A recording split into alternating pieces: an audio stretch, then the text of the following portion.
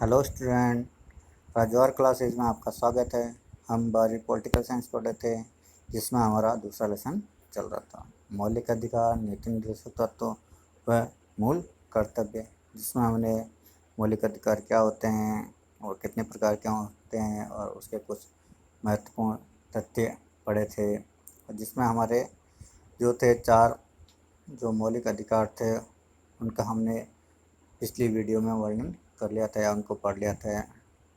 आज की वीडियो में हम जो 5वां मौलिक अधिकार है, सांस्कृतिक व शिक्षा संबंधी, अनुच्छेद 29 व 30, इसको पढ़ेंगे। तो शुरू करते हैं। 5वां मौलिक अधिकार, सांस्कृतिक शिक्षा संबंधी अधिकार, अनुच्छेद 29 व 30। पहला इसमें क्या है, अल्पसंख्यक वर्गों के हितों की सुरक्षा। ये बात अनुच्छेद 29 में कही गई है कि अल्पसंख्यक वर्गों के हितों की किस प्रकार से सुरक्षा की जा सकती है, रक्षा की जा सकती है। सभी नागरिकों के प्रत्येक वर्ग को, सभी नागरिक हैं चाहे कोई भी हो, उसके प्रत्येक वर्ग को अपनी भाषा, लिपि या संस्कृति को सुरक्षित, यहाँ पर यह सुरक्षित है, सुरक्षित रखने का पूरा अधिकार है।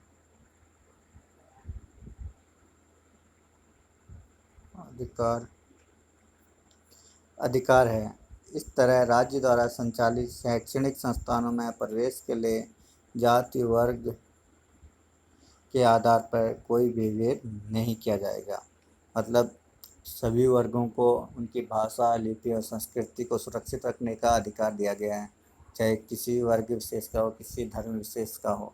उनको क्या, अपनी जाति को और उनको अपनी भाषा, संस्कृति का अधिकार दिया गया है। तथा राज्य द्वारा संचालित, जिस सरकार द्वारा संचालित कोई भी शिक्षण संस्थाएं हैं, तो अगर सरकार द्वारा वो संचालित होते हैं तो उसमें प्रवेश के लिए जाति के आधार पर या वर्ग के आधार पर किसी प्रकार का भी कोई भेदभाव नहीं किया जाएगा।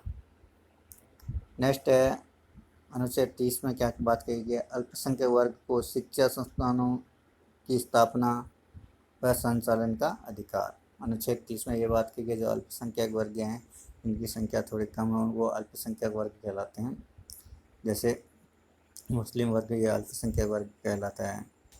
तो जो बौद्ध हैं, ईसाई हैं, ये अल्पसंख्यक वर्ग हैं हमारे देश में। तो इसमें अल्पसंख्यक वर्गों को क्या करना है, शिक्षा संस्थानों की स्थापना और उनके संचालन का पूर्ण अधिकार दिया गया है। इस अनुच्छेद के अनुसार अल्पसंख्यक वर्ग को अपनी इच्छा अनुसार शिक्षण संस्था की स्थापना करने और उनके संचालन संबंधी अधिकार प्राप्त होते हैं। अपनी इच्छा अनुसार किसी प्रकार का वो कोई शिक्षण संस्थान वो खोल सकते हैं और उनका संचालन कर सकते हैं। राज्य द्वारा वित्तीय सहायता प्रदान करने पर, राज्य द्वारा वित्तीय सहायता कुछ अनुदान देते हैं, जो राज्य सरकार जैसे गवर्नमेंट कुछ पैसा देते हैं किसी संस्था को, तो करते समय किसी भी प्रकार का उन संस्थाओं के साथ किसी भी प्रकार का कोई भी भेदभाव नहीं किया जाएगा। ये बात किसमें कही गई है, अनुच्छेद 30 में ये बात कही है कि राज्य द्वारा वित्तीय सहायता प्रदान करने पर के आधार पर उनके साथ किसी प्रकार का कोई भी भेदभाव नहीं किया जाएगा।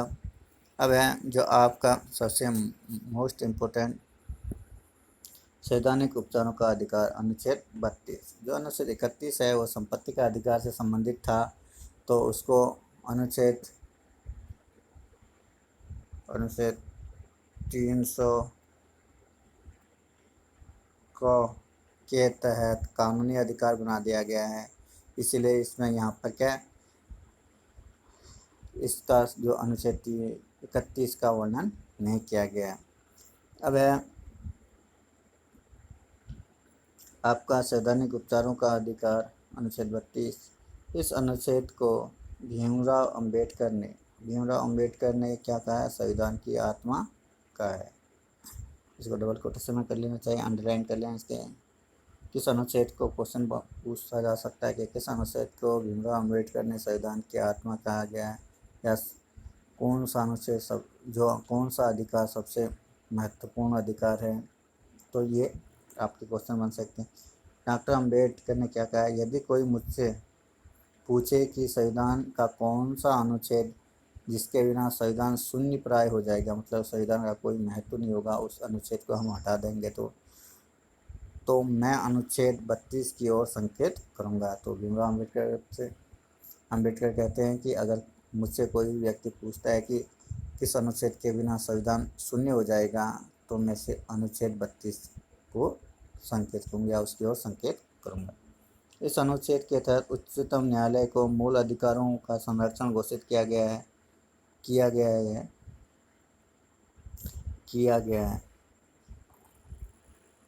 इस अनुच्छेद के तहत उच्चतम न्यायालय है वह मौलिक अधिकारों की रक्षा करता है 5 प्रकार के डेट जारी करके। इस अनुच्छेद के अनुसार यदि किसी व्यक्ति के मूल अधिकारों का हनन होता है, मतलब छीने जाते हैं, तो वह व्यक्ति या कोई संस्था उसके उपचार के लिए उच्चतम न्यायालय एवं उच्च न्यायालय किसी भी न्यायालय में शरण ले सकता है। अगर किसी व्यक्ति को लगता है कि उसके मौलिक अधिकारों का हनन हो सकता है, तो या तो वह डायरेक्ट उच्चतम न्यायालय जा सकता है या फिर वह उच्च न्यायालय में जा सकता है। दोनों में से किसी न्यायालय में वो जा सकता है। अनुच्छेद 32 के तहत उच्चतम न्यायालय को और अनुच्छेद 226 के तहत उच्च न्यायालयों को मूल अधिकारों की रक्षा हेतु निम्न 5 तरह के लेख जारी करने की शक्ति प्रदान की गई है। अनुच्छेद 32 और अनुच्छेद 226। अनुच्छेद 32 के तहत तो किसको? उच्चतम न्यायालय को, जो सुप्रीम कोर्ट है उसको अनुच्छेद 32 के तहत, तथा उच्च न्यायालय को हमारे हाई कोर्ट हैं जो अभी 25 हैं, तो 226 अनुच्छेद 226 के तहत मौलिक अधिकारों की रक्षा करने का अधिकार है या रेट जारी करने का अधिकार है। जो 5 प्रकार की रेट है उनमें सबसे पहले है बंदी, प्रत्यक्षीकरण, परमादेश, प्रतिषेध और उत्प्रेषण और अधिकार उत्सव। ये हैं। सबसे पहले देखते हैं हम बंदी प्रत्यक्षीकरण। बंदी प्रत्यक्षीकरण का क्या अर्थ है? जो इसका शाब्दिक अर्थ है व्यक्ति को प्रस्तुत किया जाए। इसका बंदी प्रत्यक्षीकरण का यह अर्थ है कि व्यक्ति को प्रस्तुत करना बंदी बनाए गए व्यक्ति के अधिकार हैं। यह लेख उस व्यक्ति की प्रार्थना पर जारी किया जाता है जिसको लगता है कि उससे अवैध रूप से बंदी बनाया गया। मतलब किसी व्यक्ति को गिरफ्तार कर लिया जाए, उस अवैध चाहे वैध रूप से क्या हो या अवैध रूप से क्या हो, अगर उस व्यक्ति को गिरफ्तार किए हुए व्यक्ति को लगता है कि मुझे अवैध रूप से क्या बंदी बनाया गया है, तो वह न्यायालय में जा सकता है, इससे संबंधित जा सकता है कि भाई मुझे किस रूप से बंदी बनाया गया है। तो इस लेख के द्वारा न्यायालय संबंधित अधिकारियों को, मतलब जिसने भी उसको बंदी बनाया गया है, तो यह आदेश देता है कि बंदी बनाए गए व्यक्ति के निश्चित समय व स्थान पर जिस व्यक्ति को आपने बंदी बनाया है उसको किसी निश्चित स्थान पर या निश्चित समय पर दस्तावेजों के साथ किसी न्यायालय में क्या किया जाए, प्रस्तुत किया जाए और गिरफ्तार के कारण को बताया जाए। उसकी वैधता या अवैधता की जांच होती है। किसी व्यक्ति को किसी ने, जैसे एक व्यक्ति है उसको पुलिस ने गिरफ्तार कर लिया, तो जो न्यायालय है उस पुलिस ने उस अधिकारी ने उसको गिरफ्तार किया, उस अधिकारी को कहेगा कि भाई उसको प्रस्तुत करो और उसके बताओ भाई क्यों इसको गिरफ्तार किया है। ये न्यायालय जांच करता है या वैध है या अवैध है गिरफ्तारी। अगर न्यायालय को लगता है कि भाई ये गिरफ्तारी अवैध रूप से की गई है, तो क्या करता है न्यायालय, उसको छोड़ने के आदेश देता है। तो निश्चित क्या है, वैधता की जांचा जा सके। यदि न्यायालय जांच में यह पाता है कि व्यक्ति को अवैध रूप से गिरफ्तार किया गया है, तो उसे तत्काल मुक्त करने के आदेश देता है। अब दूसरा जो है परमादेश, इसका शाब्दिक अर्थ है हम आदेश देते हैं। इस लेख के तहत उस पदाधिकारी के कर्तव्यों का पालन करने का आदेश दिया जाता है जो अपने कर्तव्यों का समुचित पालन कर रहा हो। नेक्स्ट है प्रतिषेध। शाब्दिक अर्थ है मना करना। इसमें होगा समुचित पालन नहीं कर रहा हो, नहीं, जो उस पदाधिकारी को आदेश दिया जाता है कि जो अपने कर्तव्यों का पालन सही ढंग से नहीं कर रहा है, तो उसको परमादेश दिया जाता है। अब प्रतिषेध, इसका अर्थ होता है मना करना।